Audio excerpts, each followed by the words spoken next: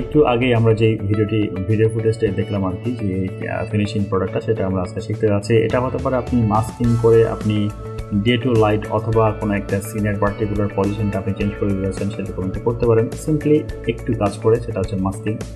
আর সেটা নিয়ে আজকে আমাদের টিউটোরিয়াল, তো চলেন ঝটপট কাজ শুরু করে ফেলি।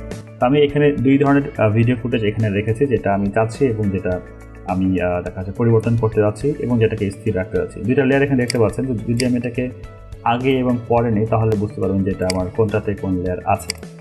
তো ওকে, এটা হচ্ছে আমার দেখা যাচ্ছে ক্লাউড। আমি একটা ডার্ক বা মাল্টি কালার যে ক্লাউডটা আছে সেটা একটা ডাউনলোড করেছি, এবং একটা দেখা যাচ্ছে যে একটা স্থির শিট আছে, বা যে কোনো একটা হতে পারে। আপনার যে ফুটেজটা আপনি এখানে চেঞ্জ করতে যাচ্ছেন সেই ফুটেজের উপরে আপনি এই ইম্প্যাক্টটা করবেন আর কি, এই ইফেক্টটা ইম্প্যাক্ট করবেন। তো যেটা করতে হবে, যে যেটার মাস্ক করতে যাচ্ছেন সেটাকে আপনি নিচে রাখবেন, এবং যেই ফুটেজটা ভিকটিম ফুটেজ হবে সেটা হচ্ছে আপনি ওপর লেয়ার রাখবেন। রাখার পর যেটা করবেন সেটা সিম্পলি একটা মাস্কটা ড্র করবেন। তো আমি এখান থেকে আমার 20% জুম আউট করে নিচ্ছি। 20% জুম আউট করার কারণটা হচ্ছে আপনি পুরো ক্যানভাসটা একসাথে যেন আপনার চোখে আসে। সিম্পলি এখান থেকে প্রথম লেয়ার সিলেক্ট থাকা অবস্থায় আমি যেটা করবো, আমি এখান থেকে যে আমার মাস্কিং টুল, পেইন্ট টুলটা দেখতে পাচ্ছি এটা সিলেক্ট করবো। করার পরে আমি আমার ইচ্ছা মতো ফটোশপে আপনি যেভাবে মাস্ক করেন ঠিক সেটা করবো। এটা করার আগে যেটা করবো, আমি এখানে ফেদার 10% ডিফল্টভাবে যেটা দেওয়া আছে সেটা আমি একদমই জিরো করে দেবো, কারণ এখানে যাচ্ছে না কোনো ফেদার থাকুক। আপাতত যাচ্ছে না, যদি পরে দরকার হয় ফেদার তবে বড় সেখানে ফেদারটা ইনক্রিজ করে দেবো। তো আমি এখানে জাস্ট ড্র্যাগ ইন ড্রপের মতো দেখা যাচ্ছে ছোটো ছোটো একটা ক্লিক করছি। যারা আপনি ফটোশপে মাস্ক করে অভ্যস্ত তাদের জন্য এটা খুব বেশি ইজিয়ার হবে। তো যতটুকু লাগে আপনি যত ভালো এখানে মাস্ক করতে পারবেন আর কি, ঠিক ততই ভালো আপনার এখানে আউটপুট দেওয়া সম্ভব। তো আমি একটা ছোটোখাটো রাফ মাস্ক করে ফেললাম। তো আপনি ধৈর্য সহকারে যত নিখুঁতভাবে আপনি মাস্ক করতে পারবেন ঠিক তত চমৎকার এখানে দেখতে পারবেন। তো এই হচ্ছে আমাদের রাফ অ্যান্ড টাফ মাস্ক, যেটা হয়েছে এখন নিচের লেয়ারটা দেখা যাচ্ছে এবং উপরের লেয়ারটা যেটা আমি হাইড করি সেটা দেখা যাচ্ছে না, কিন্তু আমি কি যাচ্ছি, আমি উল্টাটা আছে। যখন আমি উল্টাটা চাবো তখন যেটা করতে হবে সেটা হচ্ছে ইনভার্ট করার পর কী হচ্ছে, দেখা যাচ্ছে আমার ওপরের যেই যতটুকু মাস্ক করি ততটুকু এখন ইনভিজিবল হয়েছে, এবং নিচের যেটা আমার আছে ঠিক সেটাই দেখলাম। তো একটা ক্লিকে বা সিম্পলি একটা কারণে কিন্তু পুরা ইফেক্টটাই কিন্তু চেঞ্জ হয়ে গেছে, আপনি এখানে দেখতে পাচ্ছেন। তো এই পর্যায়ে আমি যেটা করবো, এই যে এখানে হালকা হালকা কিছু সাদা থেকে গেছে, এটাকে আরেকটু চেঞ্জ করার জন্য আমি মাস্ক এখানে ক্লিক করছি। দুইটা লেয়ারে একই সাথে সিলেক্ট হয়ে যাওয়ার কারণ যদি একটু ভালো হয়ে গেছে মনে হয়। আচ্ছা, আমি ওপরের লেয়ারটাতে ক্লিক করছি। করার পর আমার যে মাস্ক প্রপার্টিসটা আছে সেটাতে যাবো, যে এই যে অপশানগুলি আছে এই জায়গাগুলোতে একটু নিচের দিকে আমি এই পয়েন্টগুলো ধরে একটু নিচের দিকে দিয়ে দিব। তাহলে কি হবে, আমার উপরে যে জায়গাটা আছে ভালো মতো দেখা যায়, বা আপনি চাচ্ছেন যে আপনার উপরের এরিয়াটা আরও ভালো মতো দেখা যায়, সেক্ষেত্রে আপনি এই স্টোনগুলো যেগুলো আছে এই স্টোন হিলগুলো আপনি আর একটু নিচের দিকে নামা দিতে পারেন। এটা হচ্ছে আপনার মনের ইচ্ছার উপর ডিপেন্ড করবে যে আপনার কতটুকু এরিয়া আপনি ভিজিবল করবেন ও কতটুকু এরিয়া আপনি ভিজিবল করবেন না, ঠিক সেখানে আপনি এটা এরকমভাবে রাখতে পারেন। আচ্ছা, এরপরে দেখা যাচ্ছে আমার আকাশটা ঠিকঠাক মতো দেখা যাচ্ছে। তো সিম্পলি আমি যেটা করবো, আমার আকাশটা যেটা নাম্বার প্রথম লেয়ারে আছে এটাকে জাস্ট পজিশনটা আমি একটু করে দিব এরকমভাবে। আচ্ছা, যে এই এরিয়াটা আমার এখানে দেখা যায়, দেখেন আকাশটা একটু উপরে ওঠানোর সাথে সাথে কিন্তু আমার পুরো সিনটাই কিন্তু চেঞ্জ হয়ে গেছে। দেখেন আমি যেটা প্লে করি তো দেখতে পাচ্ছেন যে এটা একটা সিম্পলি অপশান, মানে ভিডিও থেকে মোটামুটি একটা অ্যাকশন ধরুন অপশান চলে এসেছে। দেখা যাচ্ছে যে একটু পরে ঝড় হবে বা কোনো একটা বিপদ সংকেত এরকম।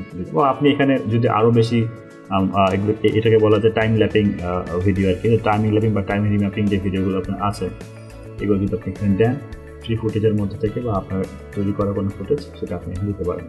তো এটাকে আরেকটু ইন্টারেস্টিং করার জন্য আমি যেটা করবো, আমি একটু কালার কন্ট্রোল প্যানেলে যাওয়ার পরে আপনি যদি কালার কন্ট্রোল প্যানেল এখানে দেখতে না পান, সিম্পলি উইন্ডো থেকে ওয়ার্কস্পেসে যাবেন, যার পর আপনার কালার যে অপশনটা আছে সেখান থেকে এটা সিলেক্ট করে দিতে পারেন। অথবা আপনি ইফেক্ট থেকে লিউমেট্রিক কালার, যদি আপনি এখান থেকে ইফেক্টে আসেন, আসার পর যদি এখানে সার্চ করেন লিউমেট্রিক কালার, এই যে লিউমেট্রিক কালার, আপনি সেটা দিয়ে কাজ করতে পারেন। তো আমি এখানে লিউমেট্রিক কালার প্যানেলটা এখানে পেয়ে গেছি। তো আমি যেটা করবো সেটা হচ্ছে যে আমার প্রথম যে লেয়ারটা আমার আছে উপরেরটা, নিচেরটা কিন্তু আমার স্কাই যেটা আছে সেটা আমি নিচেরটা চেঞ্জ করতে আছে। আমি প্রথম যে লেয়ারটা আমার আছে সেই লেয়ারে কিছু কাজ করতে আছে। কীরকম কাজ করবো দেখা যাচ্ছে, আমি এক্সপোজার যেটা আছে এক্সপোজার যদি আমি এটা একটু কমিয়ে দিই, মানে একটু ডার্ক করি, উপরের স্ক্রিনটার সাথে আমি যেটা ম্যাচ করতে চাই, তাহলে যেটা করতে হবে আমি জাস্ট এটাকে 1-1.3 বা 5 এরকম কিছুটা পর্যায়ে রাখলাম। এখানে শুধু এক্সপোর্টটা যখন আমি কমে দিয়েছি তখন ভিডিওটা কিন্তু আরও বেশি ইন্টারেস্টিং হয়েছে। আচ্ছা, আমি যদি এখন এটাকে ফিট করি স্ক্রিনের সাথে, তখন আপনার দেখতে আরও বেশি ভালো লাগবে। আচ্ছা, এখন মনে হয় বুঝতে আপনাদের জন্য আরেকটু সুবিধা হচ্ছে। তো দেখেন, এক্সপোজারটা শুধু একটু কমিয়ে দিয়েছি। এরপর যদি আমি একটু কন্ট্রাস্ট যেটা আছে, কন্ট্রাস্টটা আপনি যদি একটু বাড়ান তাহলে কী হবে, যে ব্ল্যাক এরিয়া যেটা আছে সেটা আরেকটু ব্ল্যাক হবে। আর যদি আপনি কমিয়ে দেন দেখা যাচ্ছে একটু ফ্যাকাশন দিতে হবে। তার কাছে এটা একটু বাড়ুক, এই পর্যন্ত থাকুক।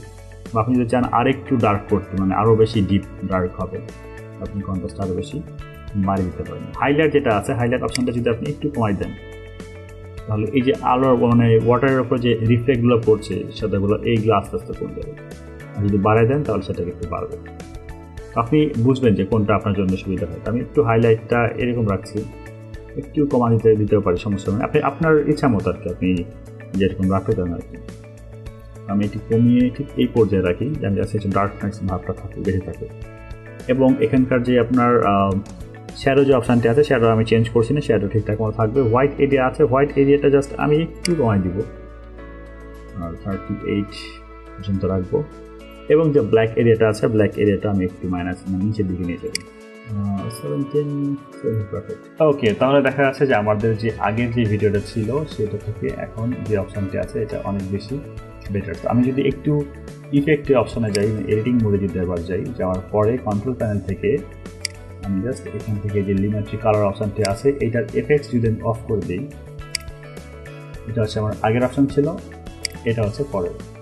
আশা করি আপনি বুঝতে পেরেছেন যে আপনার কীরকম দরকার, আপনি কীরকম এডিট করতে আছেন।